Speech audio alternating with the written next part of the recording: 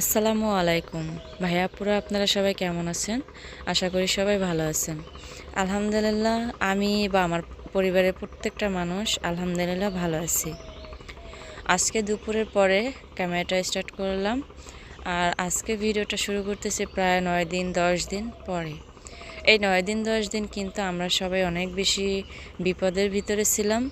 আসলে কি হয়েছে জানেন, আমাদের বছরের শুরুটা না একটুকু ভালো যায়নি।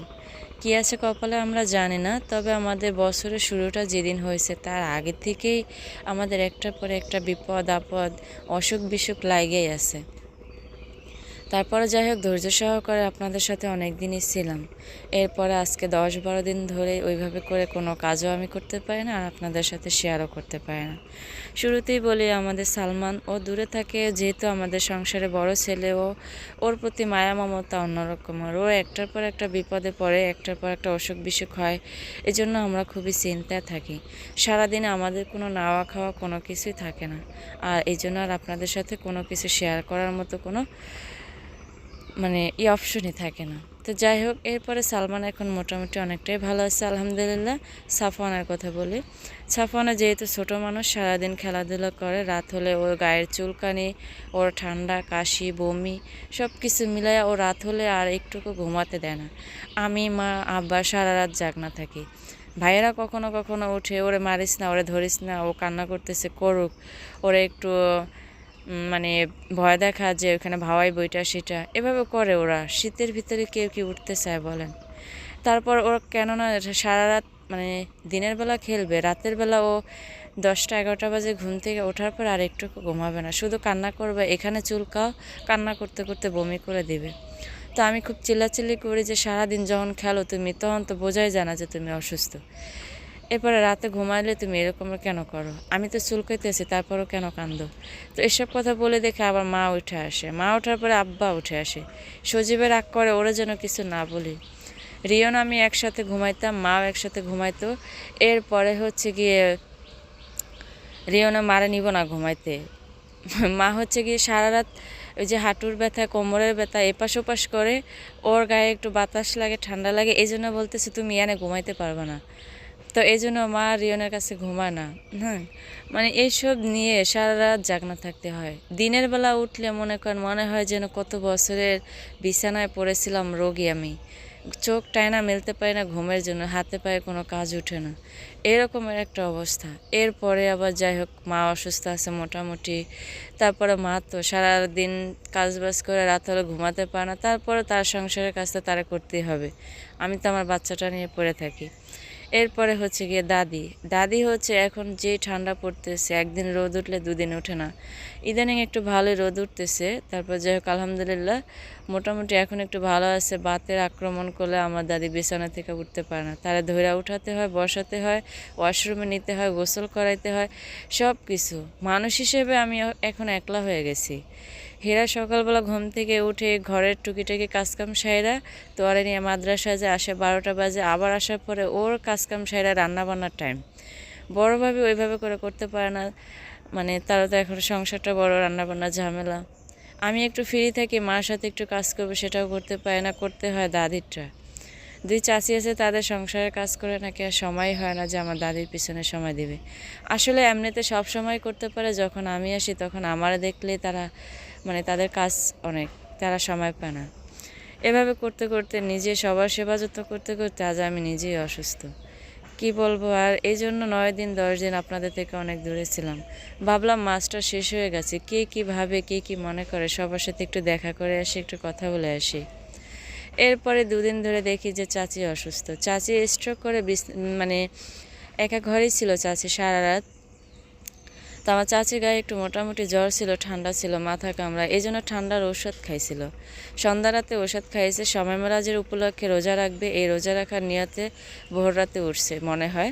সে ভোর রাতে উঠে খাওয়া দাওয়া করে সে তখনই স্ট্রোক করছে, বমি করছে, মানে কি বলে, একদম অবস্থা খারাপ হয়ে গেছে। সে কোন বিছানা থেকে পড়ে একবারে নিচে পড়েছিল মাটিতে, যে ঠান্ডা মাটির অবস্থা। সে মাটিতে পড়ে থাকার পরের দিন দুপুরবেলা আমরা খোঁজ করতেছি, আমার চাচিকে এখনও উঠে নাই। সে চাচির খোঁজ করতে যে তার আলাপ পাইতেছে না, দরজা ভাঙে ঘরের ভিতরে উঠে দেখি চাচি একদম মানে দুনিয়াতে নাই এরকমের অবস্থা। এরপর তো কান্নাকাটি করলাম, সবাই আল্লাহ বিল্লাহ করে সেই হসপিটালে নিয়ে গেলাম, ভর্তি করলাম। ওইখান থেকে ডাক্তার রিটার্ন পাঠায় দিছে যে আমাদের কাছে সম্ভব না, হয়তো ঢাকা নিয়ে যান। আর্থিকভাবে অতটা আমরা বেশি ভালো না, ঢাকা যে নিয়ে যাব ওইভাবে কোনো মানে সামর্থ্য আমাদের নাই। তারপরও চেষ্টা করছিলাম, ক্লিনিকে নিলাম, সে সরকারি হসপিটালে নিলাম, কোনোটাই ভালো করতে পারলাম না। নিয়ে আসছি বাড়িতে, আসার পরে এখন ঘর ভরা মেহমান, দিনে রাতে 24 ঘন্টা, আজকে 2 দিন ধরে।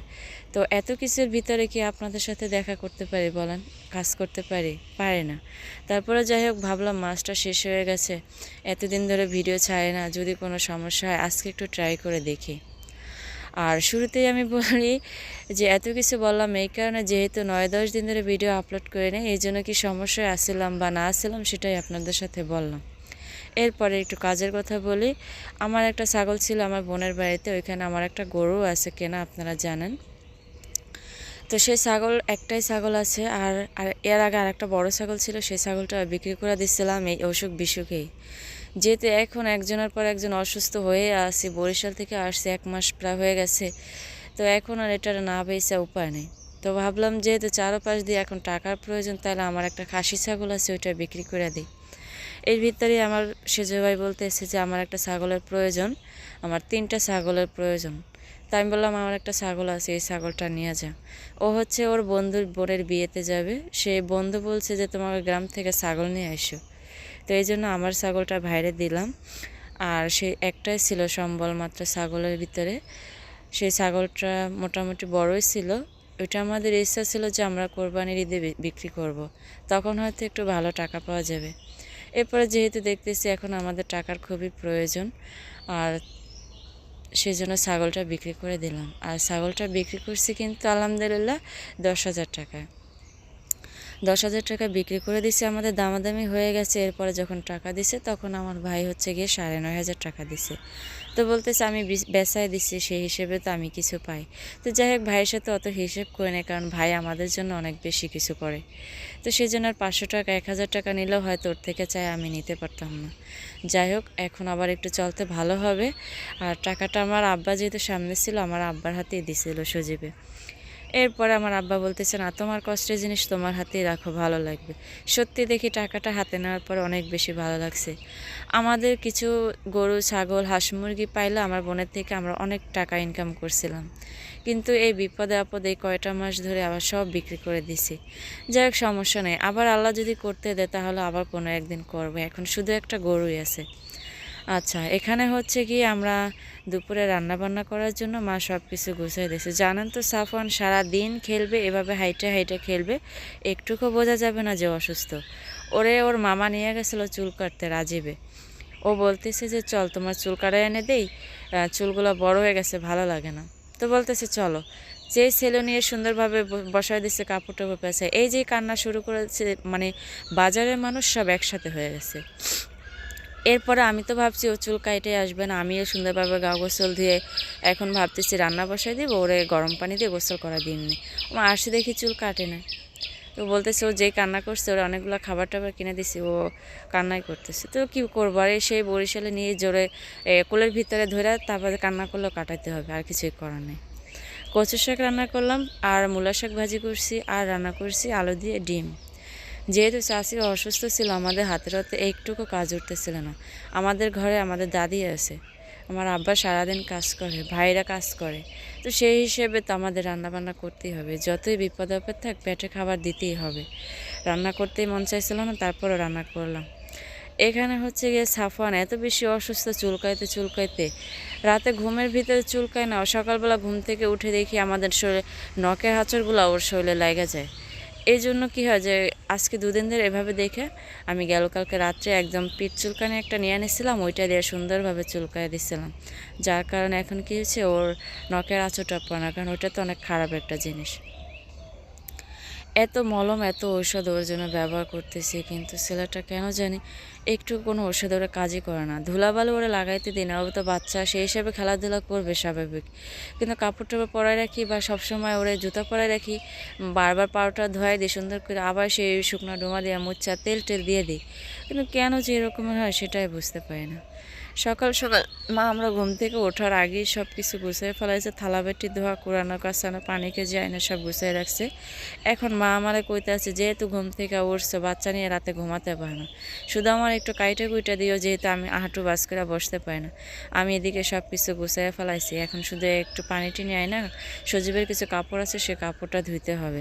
ওগুলো আমি সব করমনি সামনে দিয়ে একটু গোবর দিয়ে রাখি, এত পরিমাণে ধুলা উঠতেছে। আমরা যখন সাধারণত একটু সকালবেলা ঝাড়ু দিই, তখনও কী হয় জানেন, যে একদম ধুলা উঠা পুরা কাপড় চোপড় চেহারা টেরা ভরে যায়। এই জন্য আমার সব কিছু আজকে গোছাইতে আছে। যেহেতু বাড়িতে অসুস্থ আছে আমার চাষি, এই জন্য সব জায়গা থেকে সবসময় মেহমান, দুপুরে রাতে সকাল বিকাল সবসময় মেহমান থাকে। এই জন্য মা খুব তাড়াতাড়ি করে আর কি সব কিছু পরিষ্কার করতেছে। এখন হচ্ছে পৌষ মাঘ মাস, এই 2-3 মাস হচ্ছে গ্রামের মানুষ যারা এরকমের ধান পানের কাজ করে, তাদের এরকমের সংসার এলোমেলো থাকবে, সেটাই স্বাভাবিক। যখন আবার ধানের কাজ শেষ হয়ে যাবে, তখন লেপা পোছা ধোয়া পাল্লা সব কিছু আবার ধুয়ে মুছে সুন্দরভাবে গুছিয়ে নিতে পারবে। সব কিছু আমরা দিনের বেলা গুছিয়ে রাখছিলাম। মা এখন 2:30 বাজে উঠছে ঘুম থেকে, উঠছে মা, তখন মনে হয় যে 1টা বাজে। 1টা বাজে ওঠার পরে কিন্তু এক কড়াই ধান সিদ্ধ করা হয়ে গেছে। এক কড়াই ধানের ভিতরে প্রায় 4 কাঠি ধান আসে। তো আব্বা হচ্ছে পুকুরে আরও ধান ভিজানো আছে, সেই ধান উঠাইতে গেছে। আর এই যে পাতিলে ড্রামে যেগুলো ছিল, সেগুলো ধান সিদ্ধ করা হয়ে গেছে। আর এই যে বাড়ির ভেতরে সবাই ঘুমাইতে আছে, যেহেতু অন্ধকার, সেহেতু আপনারা বুঝতেই পারবেন। রাত এখন বর্তমানে 2:30 বাজে। মায়ের এদিকে একলা কাজ করতেছে, আমার খুব খারাপ লাগতেছে। আমার সাথে ছোট বাচ্চা দেখে মার কাছে একটু আসতেও পারে না। এভাবে করে কিন্তু মার প্রায় 50 কাঠির মতো ধান সিদ্ধ করা হয়ে গেছে। আপনাদের সাথে কখনো শেয়ার করে নেই, কারণ এত রাতে কখনোই আমার ওঠা হয় না। আজকে উঠে মার এত বেশি খারাপ লাগতেছে দেখে, যে মা কষ্ট করে, আব্বা কষ্ট করে, আর আমরা ছেলেমেয়েরা ঘুমাইতে আসি আরাম করে। অনেক বেশি কষ্ট লাগে। আচ্ছা মায়ের কাজ তো মায়েরই করতে হবে, সেটা তো আর আমি হাজার চেষ্টা করলে আর আমি তো পারিও না। আর আমার সাথে যেহেতু ছোট বাচ্চা আছে, ওই জিনিসগুলো দেখতে হবে। ধানগুলো সিদ্ধ করা হয়ে গেছে। এরপরে হচ্ছে গিয়ে রাজীবে বস্তা ভরে দিতেছে, মা বস্তা ভরে দিতেছে, আর আব্বা এইখান থেকে ঘুরে ঘাড়ে যে ছাদে উঠাইতেছে। সারা রাত আব্বা আর মা ঘুমায় না, সবার খাওয়া দাওয়া করে ঘুমাইতে ঘুমাইতে বাজে তখন 11টা, আবার 12টা বাজে, 1টা বাজে উঠে গেছে।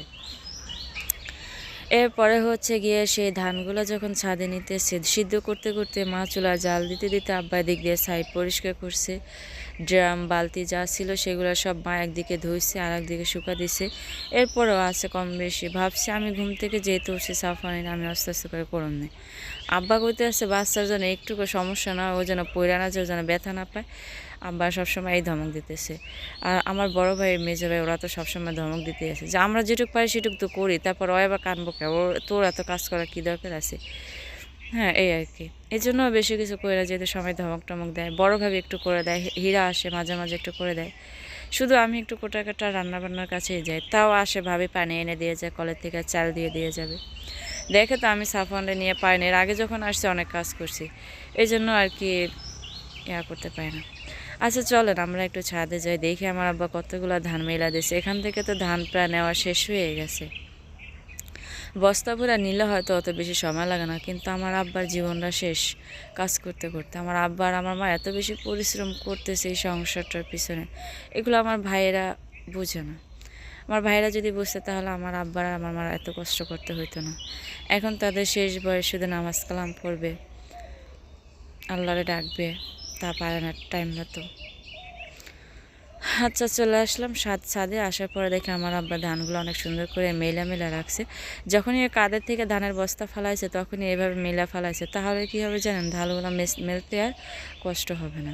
সাফওয়ান আর আমি এই যে ধানগুলো নাড়তেছি সুন্দরভাবে, যে আমরা একটু মেলা দিই, তাহলে মা ওইখান থেকে ঘুরাই ঘুরাই আসতে আসতে আমাদের ছাদের ধানগুলো মেলা হয়ে যাবে, 2-3টা লাড়া পাওয়া যাবে। আচ্ছা, অনেক বড় একটা ভিডিও আজকে, প্রায় 15 মিনিটের উপরে হয়ে গেছে। অনেক দিন আপনাদের সাথে ছিলাম না, সবাইকে অনেক বেশি মিস করছি। সবাই আমাকেও জানে, অনেকেই মিস করছেন, সেটাও আমি জানি। কিন্তু বিশ্বাস করবেন, যদি ভালো লাগে, যদি মন দিলটা ভালো থাকে, তাহলে মন চায় যে সংসারের কাজও করি, আপনাদের সাথে কোনো কন্টেন্ট হবে। এরপরে যখন মন দিলেই ভালো থাকে না, কোনো খাওয়া দাওয়াই হয় না ঠিক মতো, তারপরে কি হয় যে আর ওইভাবে করে আপনাদের সাথেও থাকতে পারি না। এই জন্য সবার কাছে দুঃখিত, সবাই ক্ষমা করে দেবেন।